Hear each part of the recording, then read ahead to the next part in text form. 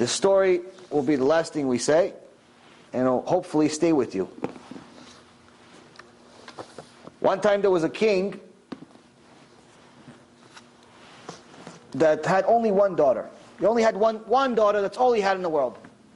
He had all the money in the world, but only one daughter. And eventually he had to marry his daughter. And he found a khatan. And he says, listen, you're a nice boy. I want you to marry my daughter, but under one condition. Just one condition. I'll give you all the money in the world. But wherever you move, whatever castle you build yourself, whatever villa you build yourself, whatever tower you build yourself, wherever you go in the world, just give me a little room, the size of a bathroom, so I could stay with you. That's it. I'll pay for the whole house. I'll pay for the castle. I'll pay for the cars. I'll pay for the planes. I'll pay for everything. Just give me a little room in this big giant castle, the size of a bathroom.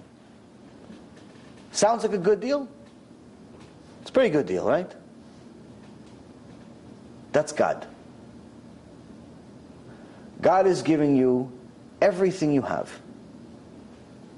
He only has one daughter, which is the Torah. He cannot separate himself from it. According to the holy books, the Torah is literally a part of him. He cannot separate, and he gave it to you.